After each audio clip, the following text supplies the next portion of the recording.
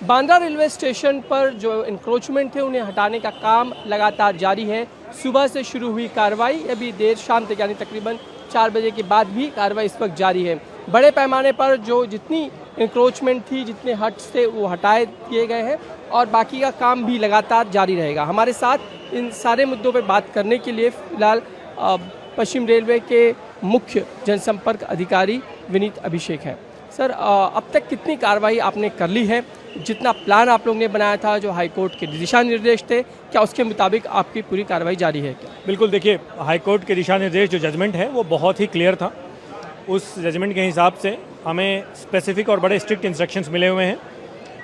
100 चिन्हित हटमेंट्स को डिमोलिश नहीं करना है। बाकी जितने भी इलीगल इंक्रोचमेंट्स हैं यहाँ पे, जो भी हटमेंट्स हैं, उन सभी को क्लियर करना है। और उसी हिसाब से ये पूरी प्लानिंग हमारी बहुत दिनों से चल रही थी। हमने इस प्लान के हिसाब से सिटी एडमिनिस्ट्रेशन के साथ एक कोलैबोरेटिव जॉइंट एक्सरसाइज ही हमारी चल रही है। जैसा कि हम देख पा रहे हैं, सिटी एडमिनिस्ट्रेशन से सिटी पुलिस के ऑलमोस्ट 400 लोग हैं, आरपीएफ जीआरपी के 400 लोग हैं, बाकी ऑलमोस्ट 1000 से ज़्यादा लोग यहाँ मुस्तैद हैं।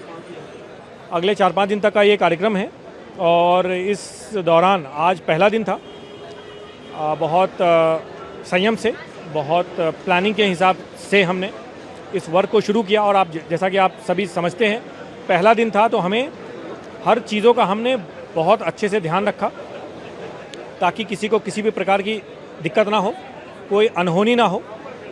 सारे जो हमारे यहाँ स्टेक होल्डर्स हैं उनको साथ में लेके हम चले हैं और अभी तक जो है ऑलमोस्ट 18 to 20% जो स्ट्रक्चर्स हैं उसको हमने डिमोलिश कर लिया है। पहला दिन था, थोड़ा सा प्रोग्रेस ऑब्वियसली रेस्ट्रेंड रहा हमारा, क्योंकि पूरी प्लानिंग है। हमें देखना था कि किसी भी प्रकार की कोई दिक्कत ना हो, कोई इशू ना हो। जितने भी हमारे अलग अलग टीम बने थे वो इसीलिए बनाए गए थे कि हर टीम जो है उसकी एक अपनी जिम्मेदारी थी। किसी को ये देखना था कि ज्वलनशील वस्तु अगर घर में है उनको कैसे सेफली बाहर निकाला जाए। दूसरी टीम की जिम्मेदारी थी कि कोई बिजली का कुछ कनेक्शन है तो उसको कैसे इंश्योर किया जाए कि उससे कोई दिक्कत ना हो। और अभी तक जो है बहुत सपोर्ट मिला सभी का, किसी भी प्रकार की कोई दिक्कत नहीं हुई है। और जो हमारा टारगेट था, जिस स्पीड से हम अपना ये कार्य करना चाह रहे थे, उसी स्पीड से हम ये कार्य कर पा रहे हैं। कितने दिनों का आप लोगों ने टारगेट रखा है कि सारा का सारा इंक्रोचमेंट लगभग जो आपने आइडेंटिफाई किया है वो संख्या आप अचीव कर लेंगे? 4-5 दिन के अंदर हम ये सारा का सारा कंप्लीट कर लेंगे। कितने हटमेंट्स टोटल अभी बाकी? जैसा कि कोर्ट ने हमें बोला है कि 100 हटमेंट हमें छोड़ने हैं। इसके अलावा अप्रॉक्सीमेटली 500 हटमेंट्स हैं जिसको कि हम तोड़ेंगे। इसके अलावा आपको यहाँ पर जो है पश्चिम रेलवे को किस तरह का इंटीग्रेटेड प्लान सोच रखा है जो इसका आपको आगे जाके करना है पूरा? जी देखिए, इसका एक ब्रॉडर कॉन्टेक्स्ट भी है। देखिए कि एक तो हमें एक ओवरऑल सेफ रेलवेज है ना, रेलवे की सेफ्टी बहुत प्रायोरिटी रहती है। इसके साथ ही देश के विकास में रेलवे का एक अहम स्थान रहता है। और साथ में अगर हम चाहते हैं कि हमारी कैपेसिटी बढ़ती जाए, रेल और ज़्यादा ट्रेन चलाएं और ज़्यादा यात्रियों को हम सर्विस दे पाएँ, तो इस तरह के जो लोकेशंस हैं, इस तरह की जो एक्टिविटीज़ हैं, बड़ा ज़रूरी हो जाता है। क्योंकि देखिए, एक handful of illegal structures, they hold the entire city hostage. मतलब हम चाहते हुए भी, अगर हम चाहते भी हैं कि हम ज़्यादा सर्विसेज चला पाएँ, हम नहीं चला पाते क्योंकि हमारे ज़मीन पे इलीगल इंक्रोचमेंट्स हैं। वो तो हम बहुत संयम के साथ, और बहुत हम थैंकफुल हैं माननीय हाईकोर्ट की, जिन्होंने सारे पक्षों को सुनने के बाद 29 अप्रैल को ये फेवरेबल जजमेंट दिया है। और जजमेंट में उन्होंने क्लियरली हमें मैंडेट दिया है कि हम जो है जितने भी इलीगल स्ट्रक्चर्स हैं उनको हटा दें। उनको एक बार हटाने के बाद, एक जो आप जानते हैं कि बांद्रा टर्मिनस बगल में स्टेशन है जहाँ से लॉन्ग डिस्टेंस ट्रेन चलती है, वहाँ उस स्टेशन का कायाकल्प होगा, एक रीडेवलपमेंट होगा आने वाले वर्षों में। और ये जो पूरा बांद्रा लोकल और बांद्रा टर्मिनस का एरिया है वो एक इंटीग्रेटेड जो है रेलवे कॉम्प्लेक्स के रूप में विकसित किया जाएगा। एलिवेटेड रोड्स रहेंगे, मल्टी स्टोरेज बिल्डिंग्स रहेंगी, ज़्यादा प्लेटफॉर्म्स बनेंगे, ज़्यादा स्टेबलिंग लाइन्स बनेगी, ज़्यादा ट्रेनों की कैपेसिटी एग्जामिनेशन की और बेहतर होगी, बढ़ेगी।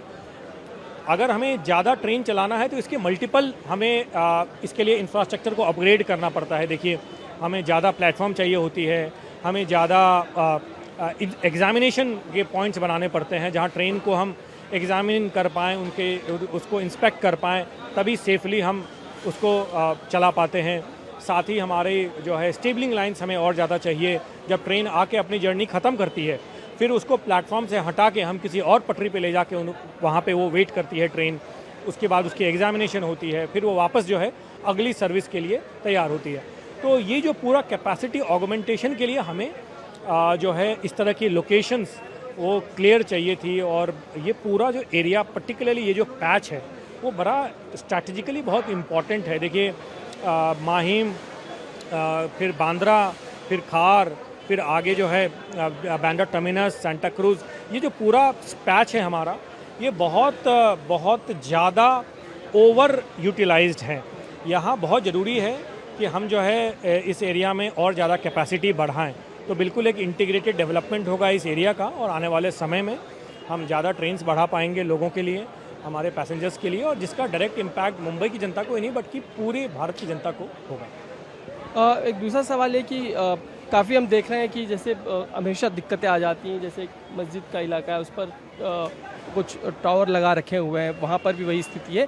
क्या इन्हें भी डिमोलिश कर लिया जाएगा या फिर ये प्रोटेक्टेड में? देखिए बहुत ही क्लियर हमारा मैंडेट है, और हमारी जो यहाँ जो टारगेट है वो भी बहुत क्लियरली आइडेंटिफाइड है। मैंडेट सिंपल है। माननीय हाई कोर्ट ने अपने जजमेंट में ये क्लियरली मेंशन किया है कि ये 100 आइडेंटिफाइड स्ट्रक्चर हैं।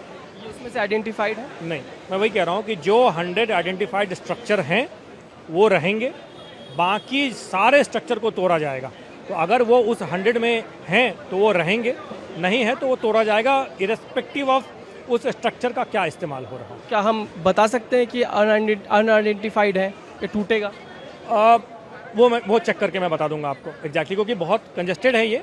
तो जो आइडेंटिफाइड स्ट्रक्चर है वो क्लियर है कि वो कौन से स्ट्रक्चर हैं, और उसको हमने आइडेंटिफाई करके रखा हुआ है, उसको टच नहीं होंगे, बाकी सारे स्ट्रक्चर तोड़े जाएंगे। एक शिकायत लोगों की आ रही कि हमें बताया नहीं गया, हमें नोटिस नहीं दी गई, इंडिविजुअल नोटिस नहीं हुई, अब हमें हटा दिया गया। हम वर्षों से रह रहे हैं, 40-40 साल से रह रहे हैं, हम वोट करते हैं, तो अब ऐसे में हम कहाँ जाएँ? ये बहुत नॉर्मल सी शिकायत है लोगों के कहने। देखिए यहाँ एक ओवरऑल पर्सपेक्टिव को ध्यान में रखना बड़ा ज़रूरी है। देखिए एक तरफ जो पटरी से कितनी दूर पे कोई स्ट्रक्चर रह सकता है, इसके हमारे सेट प्रोटोकॉल्स हैं। अगर पटरी से बहुत ही पास कोई स्ट्रक्चर है जिसमें लोग रह रहे हैं, तो देखिए इससे मल्टीपल लेवल पे सेफ्टी हमारी कॉम्प्रोमाइज़ होती है। अगर एक तो ट्रेन में जो पैसेंजर्स जा रहे हैं उनकी सेफ्टी भी कॉम्प्रोमाइज़ है, ये स्ट्रक्चर्स हैं, कभी गिरेगा, कुछ होगा, इससे अनहोनी हो सकती है, पहली बात। दूसरी बात, रेल ऑपरेशंस के लिए भी सेफ्टी का इशू है। और तीसरी बात, जो इस स्ट्रक्चर में, अनऑथराइज स्ट्रक्चर में जो लोग निवास कर रहे होते हैं, उनकी जानमाल को भी जो है रिस्क रहता है। तो ये तो होगी पहली बात। दूसरा, जहाँ तक हमारी जो ये जिस प्रकार से हम ये पूरी प्रोजेक्ट को एग्जीक्यूट कर रहे हैं, जैसा मैंने बताया, वो बहुत ही क्लियर है। 29 अप्रैल का माननीय हाई कोर्ट का जजमेंट है। उस जजमेंट में माननीय हाई कोर्ट ने हमें क्लियर इंस्ट्रक्शन दिए हैं कि 7 दिन के बाद से आप ये पूरी इंक्रोचमेंट जो है इनको आप तुरंत खाली करिए।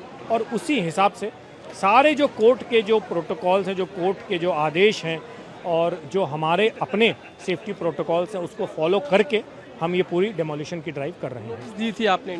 मैंने जैसे बताया आपको कि कोर्ट ने हमें जिस प्रकार से मार्गदर्शन दिया, जिस प्रकार से इंस्ट्रक्शन दिया, एग्जैक्टली हम उसी प्रकार से जो है डेमोलिशन कर रहे हैं। धन्यवाद हमसे विस्तार से बातचीत करने के लिए। एक बार फिर हम आपको ये डिमोलिशन ड्राइव जो पूरा का पूरा जारी है वो दिखा दें कि दूर इस तरीके से अब तक तकरीबन 20% जो इलीगल स्ट्रक्चर्स हैं उन पर कार्रवाई की गई है, उन्हें हटा दिया गया है। और ठीक इसी तरह की कार्रवाई जिस वक्त हम इस ब्रिज पे खड़े हैं उसके ठीक दाईं और पे भी इसी तरह की कार्रवाई जारी है, और लगातार जो स्ट्रक्चर्स हैं उन्हें गिराया जा रहा है। और ये कार्रवाई आने वाले तकरीबन 4 से 5 दिन तक चलने वाली है कि लोगों को वहाँ से पहले से ही खाली कर लिया गया है, लोगों को वहाँ से हट जाने के लिए कहा गया था। और अब आप देख सकते हैं कि लगातार जेसीबी जो है वो यहाँ पर एक के बाद एक तकरीबन 4 जेसीबी यहाँ पर खड़े हैं, जिनकी सहायता से सारा के सारे स्ट्रक्चर्स जो है एक के बाद एक हटाए जा रहे हैं।